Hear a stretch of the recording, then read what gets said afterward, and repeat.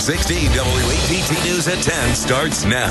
How do we expect you to run the city's legal department? You've been absent for 25% of the city council meetings. A contentious debate between the two Democrats in Jackson's mayoral runoff.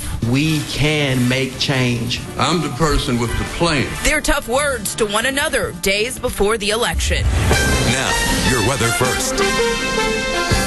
The word is humid, summertime type weather settling in. And you know what? There's still an isolated shower or a small thunderstorm out there. Here it is on Live Storm Shield 16 Doppler radar up there near Lexington to the west of Kosciuszko. Still a chance of a brief shower to the northeast of the metro area. Find out if there's any chance of any rain over the weekend coming up. All right, thank you, David. Well, first at 10, fireworks at the 16 WAPT Jackson mayoral runoff debate tonight. The candidates did not hold back. I'm Darren Dito. I'm Stephanie Maxwell. Businessman Jonathan Lee and City Councilman Chokwe Lumumba spent an hour trading verbal jabs on stage. 16 WAPT's Meg Pace is live at the Mississippi College School of Law, where things got heated. Meg. It did, Stephanie. It's quiet here tonight, right now at MC Law, but just a few hours earlier, fireworks inside as Lee and Lumumba faced off.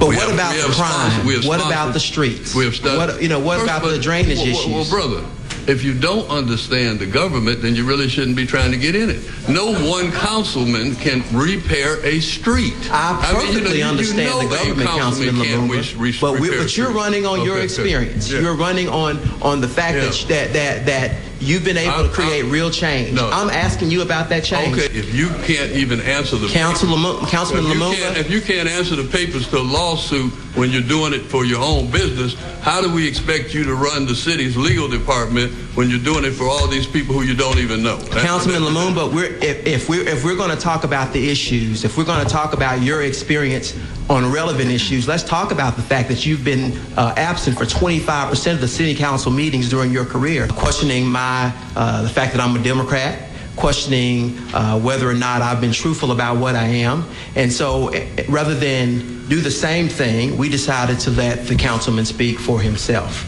And what we did was we put up some sound bites from a speech that was given by Councilman Lumumba. Yeah.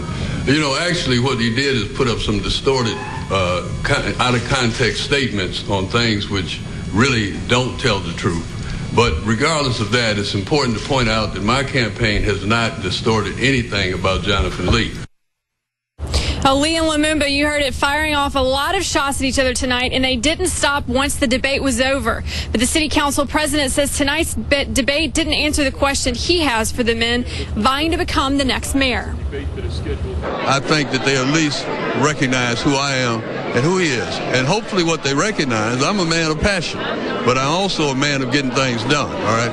And I think that even he couldn't deny that. Okay? I think the people of Jackson are tired of all of this pettiness. You know, I think folks are concerned about the issues, concerned about the fact that our streets are in disrepair, concerned about the crime. And quite frankly, Councilman Lumumba has been one of the folks that are leading this institution. According to some 16 WAPT poll numbers, there's 16% of the voters out there are undecided. Do you think this debate helped them make a decision?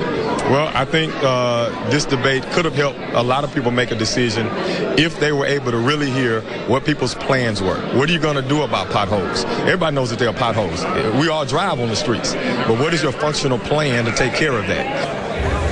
And tonight's debate, much different from the others this election season. The candidates were positioned close to each other on stage and were even given the opportunity to ask their opponent their own questions. Experience, record, and nothing here off limits tonight.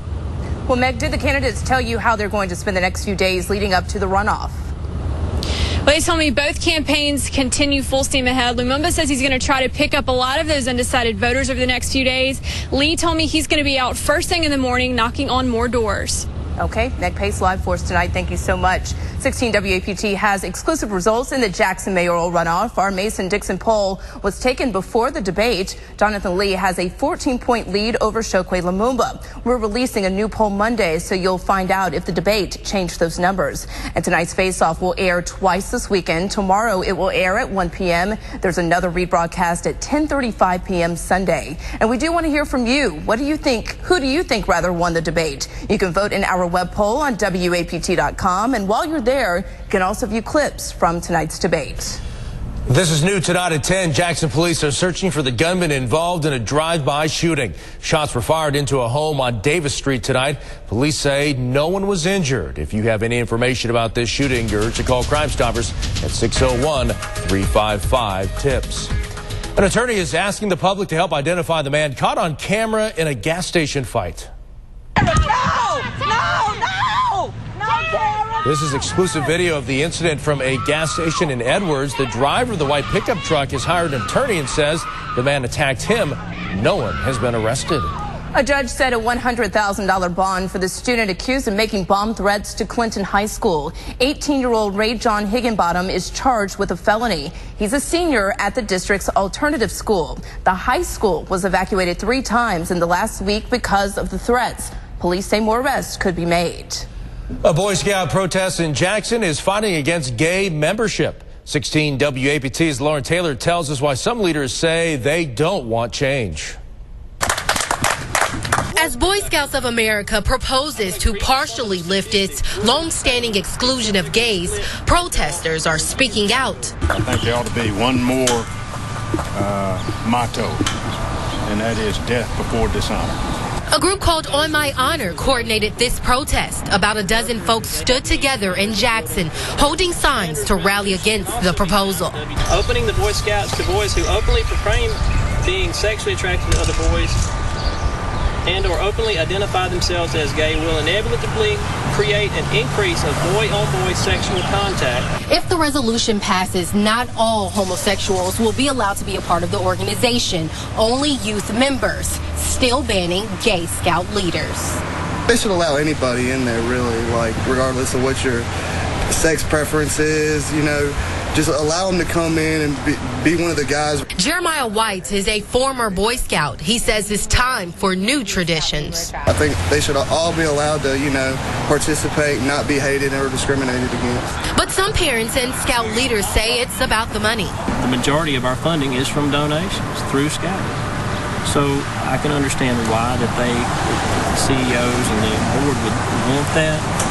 But when you give up money for security. Some parents say allowing gay membership could jeopardize the standards of Boy Scouts of America. If this passes, are you going to keep your children in the program? No. Representatives from each council will vote next Thursday in Texas on that proposed resolution.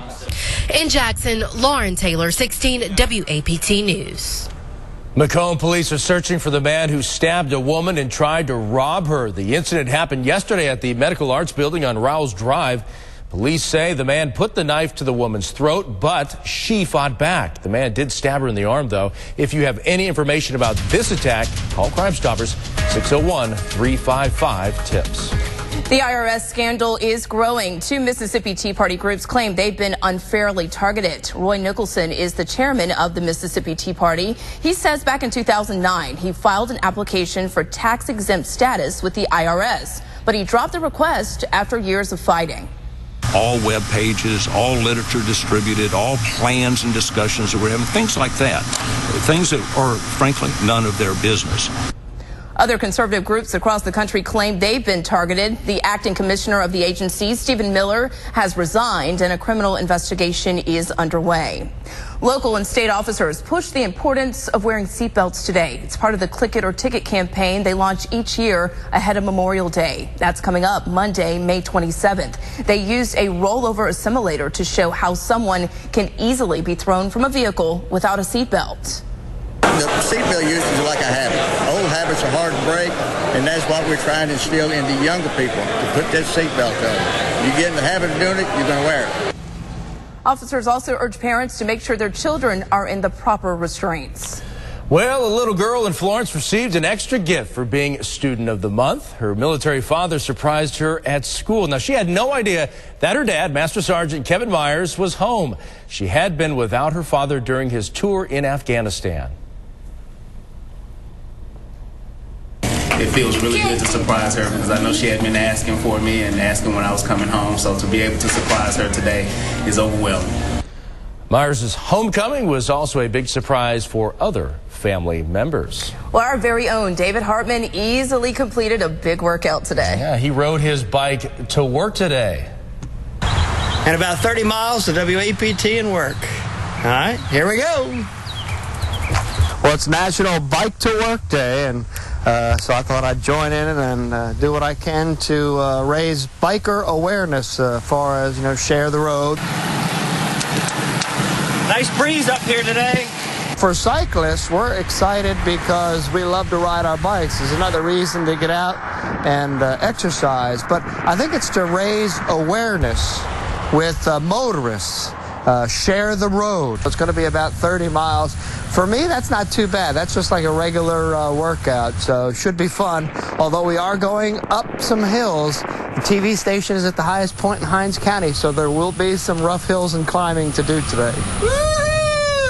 It was a great ride today, a little on the humid side, but a great workout. Everybody's got to get out and ride their bike for exercise. That was fun.